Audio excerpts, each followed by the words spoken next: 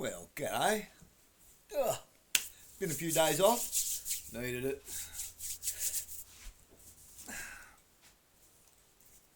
Now and then you just got to. Why? Well, you know. Family and stuff. I got to now and then disconnect. Because I start getting too deep into it. Why? Well, we know why. When you know so much, not to be a smart ass, I just know. Not my fault that I know.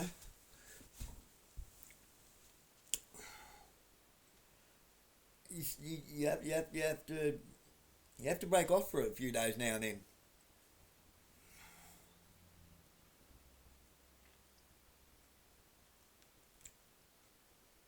There's a difference between trying to make a difference and becoming obsessed. I get obsessed now and then.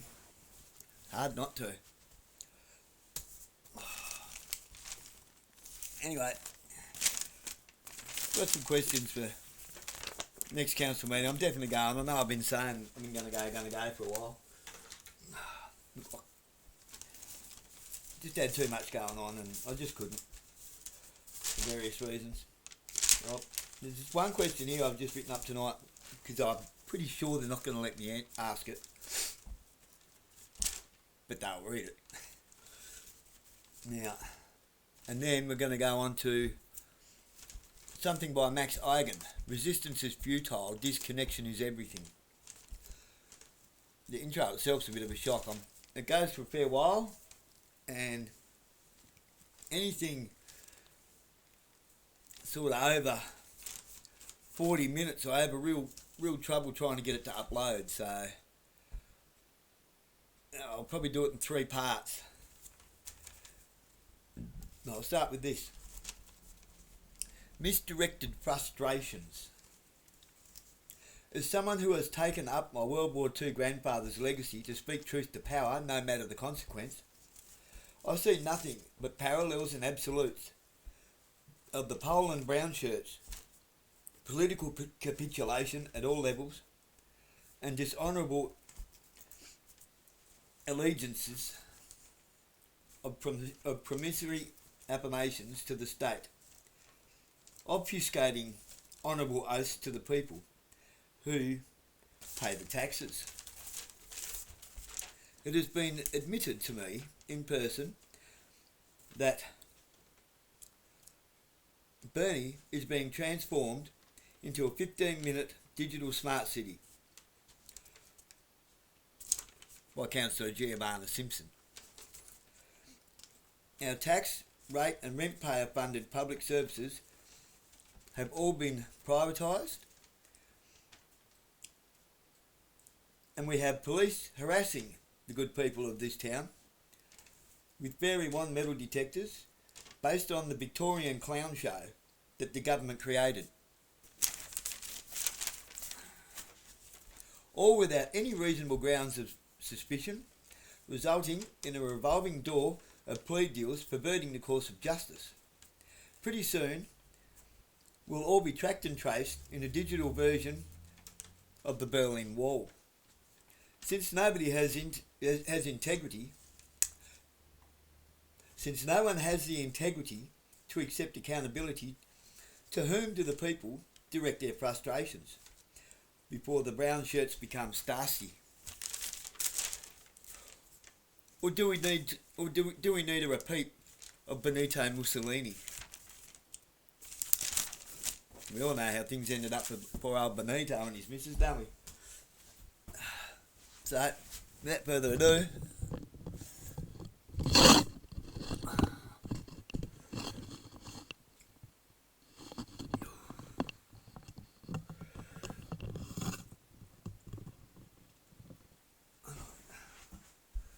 off we go with the Muppet Show.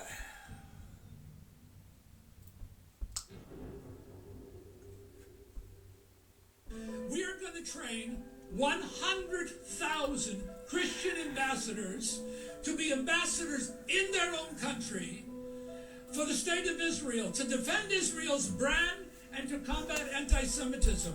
Now, the beautiful part about this is we're partnering with Blackboard. Blackboard is the largest platform in the world, serving Harvard, Yale, all the major universities. We'll train these wonderful Christian evangelicals so that they can fulfill what I am doing for the state of Israel.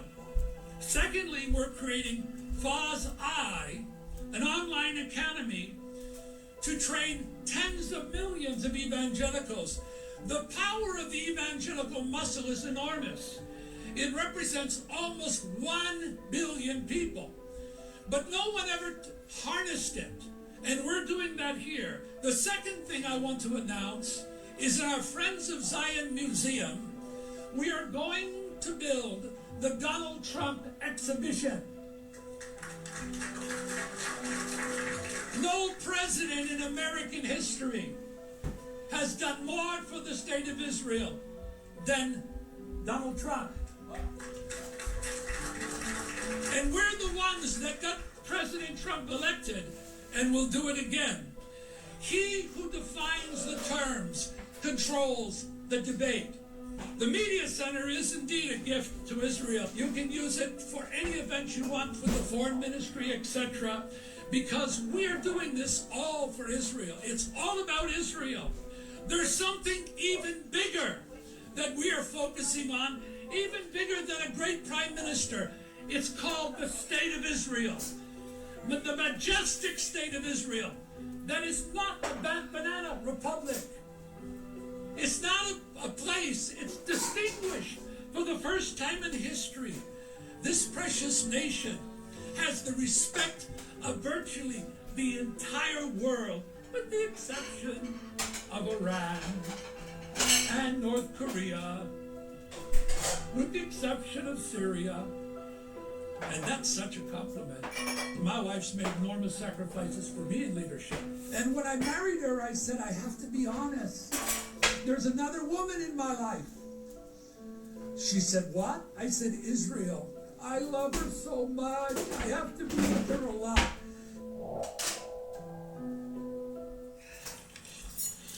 Hey, Natcha. How you doing? Yeah, folks, as you can see, I've got a little friend with me today.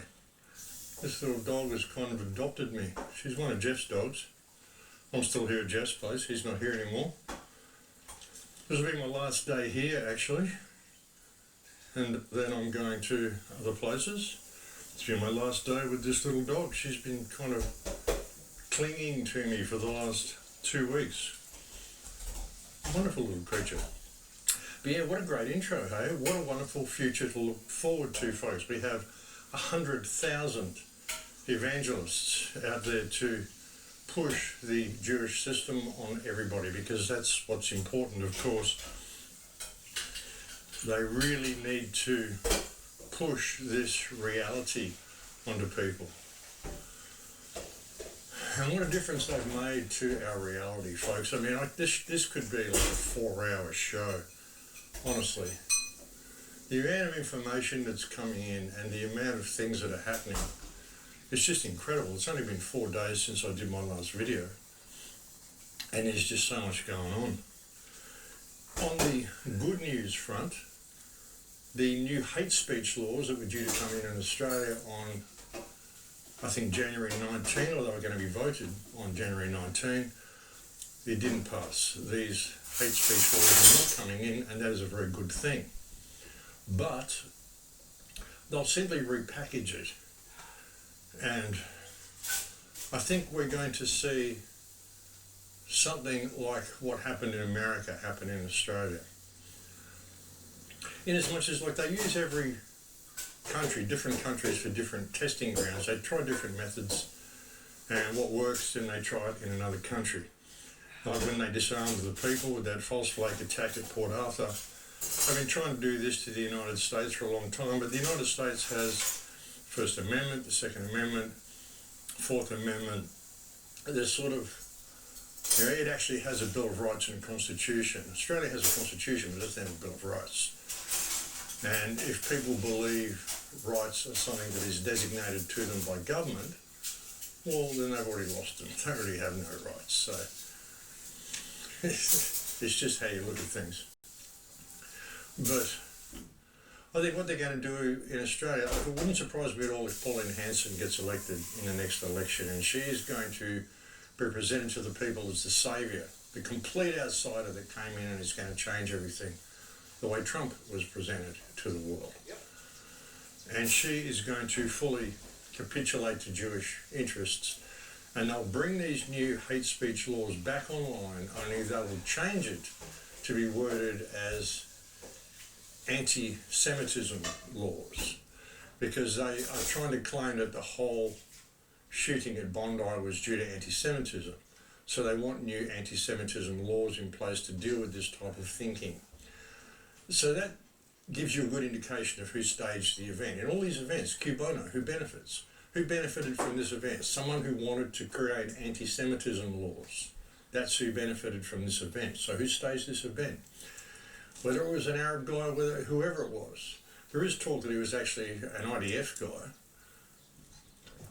And all this stuff happens, and there's big headlines about it. You see their faces splashed on the news, and then they go away and you don't hear about them anymore.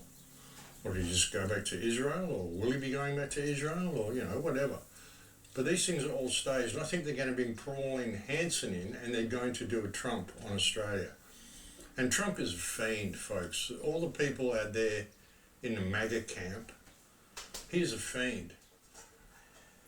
And there's information that's recently come out which illustrates that very well, and I'll get to that a little bit later in the show. I actually did this video yesterday, and then last night I was sent an interview that I had somehow missed, and it was so compelling that I had to redo the show today and include a discussion about that interview.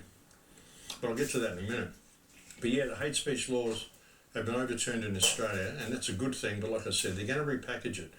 They're going to really try to push what they did in America onto Australia, because like I said, they try it in each country and they find out what works. Well, they've just sort of managed to succeed in brainwashing the United States and completely dividing them, the left and right. Everyone really, the divide between the Republicans and the Democrats at the moment is insane, and ultimately there is no line, there is no divide, it's the one thing. There is no left, there is no right, it's a uni-party system, and it's played in such a way that you will take a team and you will barrack for your own team. And some of the stuff that's happening in the United States is brutal, and you've got all these MAGA people cheering it on, all this ICE stuff. These are brutal people. They're saying, well, they're illegal immigrants or whatever. They're human beings and they deserve due process. It's as simple as that. If you are okay with this happening to these other human beings, then you are okay with it happening to you. And this is a cruel, sadistic system that's been brought about. I've often said, like, in the old world that we had, I don't think we had money. I don't think we used to operate this way at all, because if people were paying wages and they were working by the hour, they never would have constructed all of this incredibly ornate and beautiful and functional architecture and all the stuff they did. When you've got to pay to be alive and everything is working for a wage and paying by the hour, you get stuff that is ugly, you get stuff that is just barely functional and not built well and designed to break. The whole economic system that we live under is designed to turn the world into rubbish, because everything has got to have permanent growth all the time. The whole economic system has got to have permanent growth.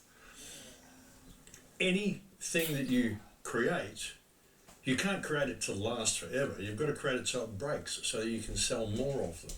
That's the way the system works. So you create something fantastic. You dig minerals out of the earth. You take resources out of the earth. You create something that's great, but you make sure it breaks within a year or two, so it gets thrown on the trash heap and they have to buy another one. So basically, you're taking resources out of the earth, turning it into something nice for a little while, and then throwing it on the trash heap. You are turning the world into a rubbish heap. That's what the corporation does. That's what the corporate system does. That's what the money system does. That's what usury does. And I don't think we used to live in a monetary system. I think we used to live in a completely different cooperative sort of a culture. I once spoke to you about a book of receipts that I used to have when I was younger. and the receipts were recipes. Like a recipe on how to do something was a skill. People used to trade skills, and they used to worship skills, or not worship skills, but that was what got you through society, was how many skills you had. If you're a master tradesman, or you're a master builder, you're a master woodworker, or you just knew how to do all sorts of stuff, that was what got you through society. That's what created your place in society, and those skills and those abilities are what you would trade with others. That's the way our system used to work. It had to work that way, otherwise they never could have built that stuff that they built. And they've taken all that away from us, and they've created this whole situation where we're living in a state of debt slavery. We've got to pay to be alive, and we think that there's a left and there's a right, and we pick our rulers every 4 years. And all these rulers do is steal from us in different ways. It's unbelievable. But anyway, yeah, getting off topic there. But anyway, the hate speech bills have not been passed, but you watch what they're going to do. And similar thing in the UK. The digital ID has been canned. They're not going to be able to roll that out yet. Good evening, everybody. Good news. Keir Starmer has just announced he's abandoned plans to implement compulsory digital ID. I think this is hugely good news for all of us. It shows what can be achieved when sensible MPs get together and with public support make their views known. Nearly 50 MPs signed my open letter to Keir Starmer on this subject, to which we were implacably opposed. And I think we can say this is a victory for common sense. It's a victory for all of us. And we can safely say now that we retain our freedom. Another slice of it has not passed to an oppressive nanny state.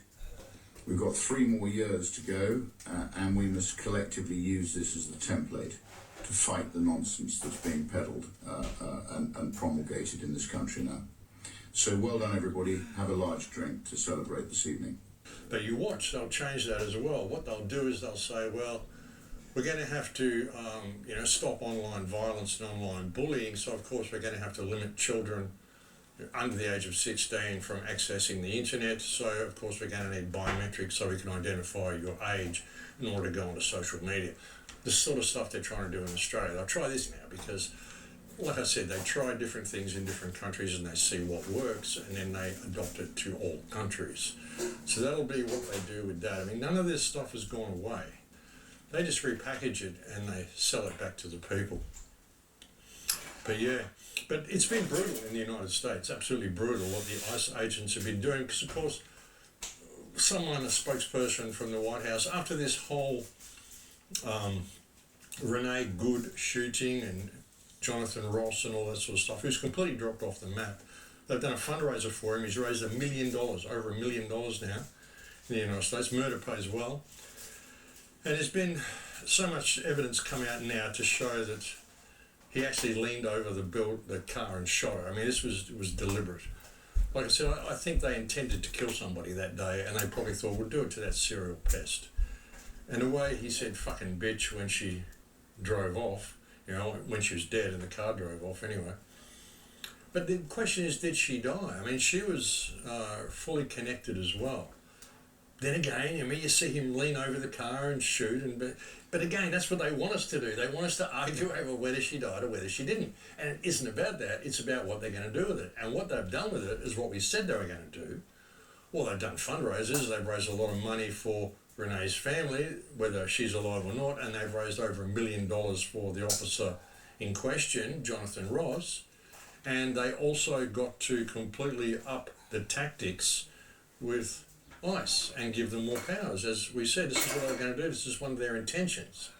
And then a White House spokesman went on the news and said that ICE are basically above the law. To all ICE officers, you have federal immunity in the conduct of your duties. And anybody who lays a hand on you, or tries to stop you, or tries to obstruct you, is committing a felony. You have immunity to perform your duties, and no one, no city official, no state official, no illegal alien, no leftist agitator or domestic insurrectionist can prevent you from fulfilling your legal obligations and duties. And the Department of Justice has made clear that if officials cross that line into obstruction, into criminal conspiracy against the United States or against ICE officers, then they will face justice. So when they got that information, well, then they really cut loose and started hurting people, kicking down doors and just doing all sorts of terrible things. So all this has been planned, folks. That's what it's about. And Trump's doing this to avoid people looking deeper into all sorts of things. Trump is a demon, folks. He really is. He's a despicable human being. And all the MAGA people are going to be in for a rude shock. But again, getting back to this whole shooting, and hopefully this is going to be the last time I need to talk about it, but Renee Good was fully connected as well. I mean, perhaps she was a paid agitator, and that's why she was doing all this stuff, because she was fully connected. Perhaps she was a paid agitator, and they simply used her because they needed to get the job done a little bit further, so they took her out. She probably didn't know they were going to take her out. She probably knew this event was going to happen and there'd be some incident, but she probably didn't think that she'd get shot. And, you know, again, whether she got shot or not, it doesn't really matter, but there is footage showing that it looks like he did shoot her, and it would be far more effective for them to do that, and they certainly don't care about human life. But she was fully connected, and that's interesting. What if I told you this whole Renee Good situation was staged? What if I told you Renee Good was married twice before being with her partner? And what if I told you her first husband is in the Air Force? And what if I told you her first husband now works for the Department of Defense? Now, what if I told you those Kansas City college books had nothing to do with her? That she actually graduated from Old Dominion in Virginia? Look it up, they even wrote a thing for her. What if I told you, even if you pay for it, you can't look up that license plate and see who it's registered to? And her partner was such a good crisis actor. What if I told you they knew that this was going to start protests and riots? And that's what they wanted. What if I told you today, January 15th, Donald Trump threatened Insurrection Act on Minnesota? Sounds planned. There's too many connecting dots here. I mean, a lot of connecting dots here. Quite the history. Should really do the research on the history of this woman, because it's not adding up with what they're telling us. People and entities can be very calculated. I mean, what do I know? I'm just a creator. This could be for entertainment purposes only. Or it's not. Yeah, so it puts a whole new light on the subject. But again, it's what they're going to do with it, and what all of this is about is, like Trump's even talking about enacting the Insurrection Act. So things are getting pretty drastic in the United States. Meanwhile, while that's going on, of course, there's all of this propaganda coming out about what's happening in Iran. So many Israeli accounts online pushing this whole concept that there's huge uprisings in Iran, there's an internet blackout, and the government has killed, like, figures ranging from 2,000 to 20,000, 20,000 people killed, 300,000 people injured, using chemical weapons and gas and all sorts of stuff coming out, all these reports that are coming out from Israeli sources. And there's pictures of marches or videos of marches that are happening. I mean, there was one protest at a funeral, which is okay, justified, but most of the marches that you're seeing aren't marches to overthrow the government. They're actually marches in support of the government saying, get the CIA and Mossad out of our country. And there's riots and violence, there's a lot of it happening, but it's Israeli operatives. I mean, caught on video, like Israelis handing out machine guns to each other.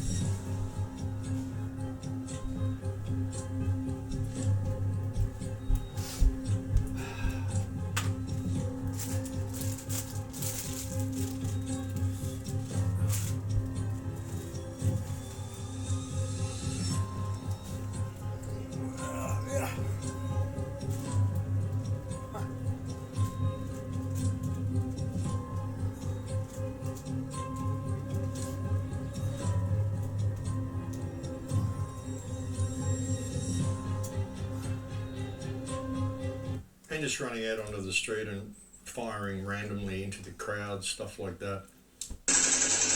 همین که تنزل میکنه همکار رو خشون شدید میکنه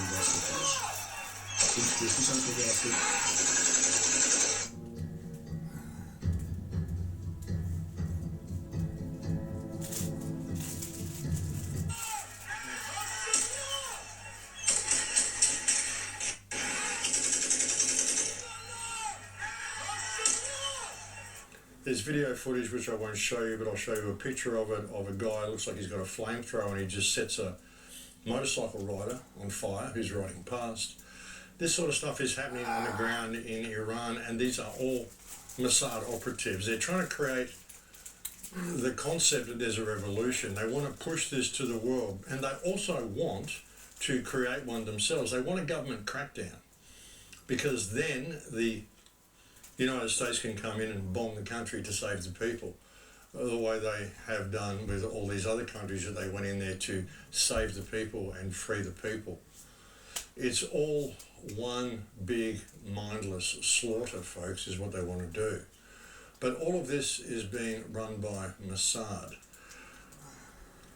Trump is, of course, sending carrier ships there, aircraft carriers and stuff, and they're talking about bombing the place and blowing it to smithereens, because that's what they do, folks. That's what they do. This is one of the craziest sequence of events you've ever seen in geopolitics. You see this tweet? I greatly respect the fact that all scheduled hangings, which were to take place yesterday, over 800 of them, have been cancelled by the leadership of Iran. Thank you. So Trump has now cancelled attacking Iran because Iran has cancelled the scheduling of the 800 people that they were going to hang publicly, right? That's the story we're being told, right? Iranian agencies released clip of Mossad agents they captured during an anti-regime protest in Iran after a tip from the Denmark Intelligence Agency, DDIS. Important here to note that Donald Trump threatened Greenland, and Denmark strongly objected to it by calling it disintegration of NATO. So basically what's happened, Trump threatened Denmark with Greenland, right? It got so bad that now Denmark has realized there's nothing they can do. Trump really wants it. So in return, they decided, you know what? This is how you want to play it. We're going to show you. So they now sent Mossad a list. They now sent Iran a list of all the Mossad agents in Iran. Now, this is very important. Denmark is trying to hurt America by telling Iran where Israeli agents are. I don't know why Israeli agents, America, you see? So Denmark now goes and tells Iran where all the Mossad agents are. So Trump and his people get ready to strike Iran. And then Iran sends a cable to Mossad, to the Israeli intelligence, and say, if you attack us, we will publicly hang every single Mossad agent we have caught. So Mossad now calls Trump and they say, abort, abort. If we strike, they're going to publicly kill all our people. And you know why that's a bad thing? See, those Mossad agents have families in Israel. So imagine Israeli people now happy, we're attacking Iran, only to watch their family members literally being hanged on TV in Iran. So that's the whole reason why Trump canceled the bombing of Iran, because Denmark exposed all the Israeli agents in Iran to hurt America, because America wants to take Greenland by force. Bruh. I don't know why some people are into reality TV when we literally have reality TV in politics. But yeah, that's what's going on right now. But most of the protests that you're seeing and most of the marches that you're seeing in Iran are in support of the government.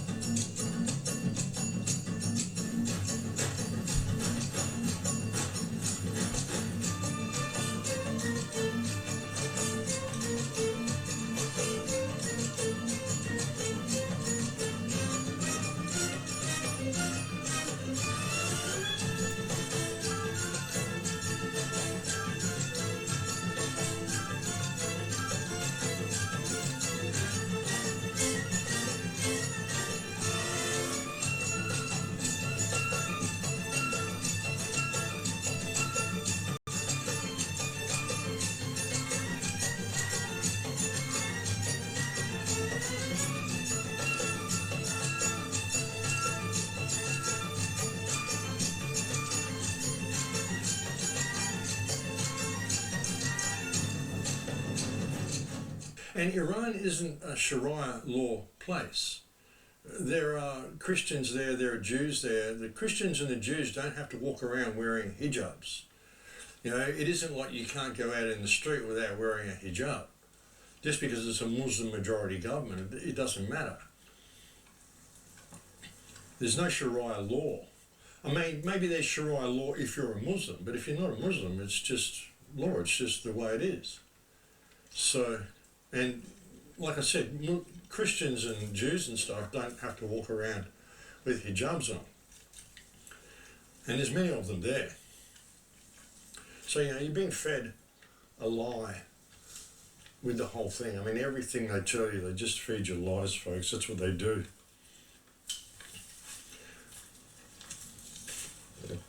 But they're really doing... Buenos dias. But they're really doing a lot of this because they want to push the world into World War III, folks. The Israeli Prime Minister came here today and said that Israel is surrounded by those who want to destroy it, an enemy. We're here, members of a Muslim Arab Committee, mandated by 57 Arab and Muslim countries. And I can tell you here, very unequivocally, all of us are willing to, right now, guarantee the security of Israel in the context of Israel ending the occupation and allowing for the emergence of a Palestinian state, independent state. He is creating that danger because he simply does not want the two-state solution. Can you ask the Israeli officials, what is their end game? Other than just wars and wars and wars, ask any Israeli official, what is their plan for peace? You'll get nothing because they're only thinking of the first step, we're going to go destroy Gaza, inflame the West Bank, destroy Lebanon. I mean, Israel is who's going to start World War III, and they're desperate to do it. Because, like I've said before, they want to get their third temple built. And the scary part is that there's so many Christians that are supporting this sort of shit. Like, I actually saw a report that I think someone either sent me a video or they posted a link beneath my video or something like that to a Christian channel, and they had a third temple report. And it was horrifying to see what these Christians actually believe is going to happen. And they're all cheering this on, everything that's happening, the war, the coming war, all this sort of stuff. They say this is going to bring about the return of Jesus. This is the end time prophecies coming true. And they're literally cheering it on. And it was scary to see the delusion of these people. It's shocking to see, folks. And once that their temple is built, who is supposed to sit in there? Well, the AC, the Antichrist, right? That is the Jewish Messiah. Okay, but in the Bible is referred to the Antichrist, which we believe in our Messiah, which is Jesus Christ, if you are a Christian. So if you do not get this, okay, we're talking about end times prophecy happening right now, all around the world in different areas, all converging at once and fulfilling biblical prophecy at the same time. And this third temple is very important because everything has to be in place, because once the tribulation hits, well then exactly 3.5 years in the middle of that, that is when the AC, the Antichrist, will sit in the temple, right? And as everyone knows, I'm a walking Christ. I fall over a bit, I always get back up. But geez, vanity much? And it's a manufactured. I'm going to go along with what Max Igan says here, and I think he's more just a spiritualist. But it's a manufactured end times. And so you've got to be if you pay attention to this, if you are a Christian, you believe in Jesus Christ, you're living according to the word, as I've told you, we will be raptured. We will be meeting Jesus in the clouds. Jesus returns to earth for the final judgment at the end of tribulation, you know, so we can know these signs, right? And that we can actually, it's supposed to bring us comfort knowing that Jesus Christ is returning soon and that we will not have to suffer on this earth anymore. Huge end times update regarding the Temple Mount in Jerusalem. You gotta check this out. We are so close. Today, during a change of commander ceremony, Ben Gvir said, "The Temple Mount is ours forever and ever." wouldn't care that Israel's about to get sovereignty over the Temple Mount, which would let them build the third temple. With the bill that was introduced by a U.S. representative to give Israel sovereignty over the Temple Mount, this is a huge deal because right now it's illegal for Jews and Christians to pray on top of the Temple Mount, and this would give them sovereignty, which means that the third temple's coming. And why am I so excited? Look up, for your redemption draws nigh. The Temple Mount is where it all goes down in the end times. The Temple Mount is where the man of lawlessness, the AC, will sit and declare himself as God. The Temple Mount is where all of the religions will come under one world religion to worship the AC, guys. We are so close to Jesus coming and snatching away his bride. The Bible says if you confess with your mouth Jesus is Lord and believe in your heart God raised him from the dead, you'll be saved. Highly recommend you do that because he is coming any day now. I'm so excited. Let's go. Yeah, and that's one of the scary parts about all this, folks, is that the Christian Zionists are really pushing this on, and the evangelists are really pushing it on.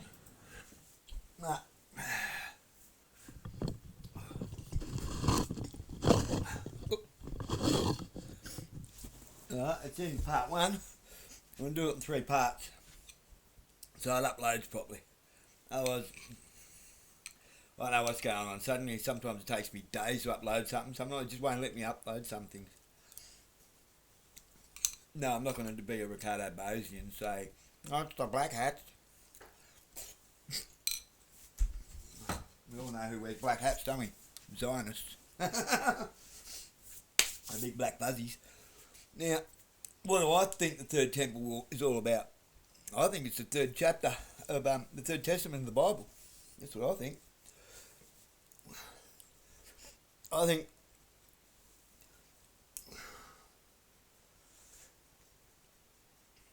as a biblical literalist,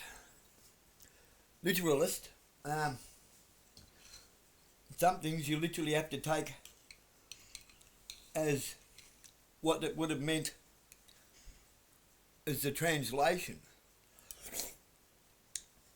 Who sat at the top of a temple mount? God, wasn't it? And Moses. Didn't Moses go up and meet God at the top of the temple? Mount Sinai?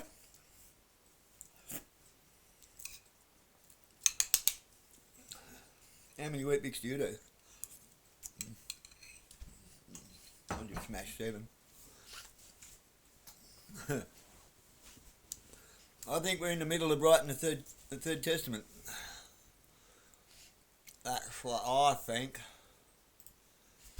So, it's in part 1. Stay tuned for part 2. But what if it's not what? Wrong button. Oh, I'm great with computers.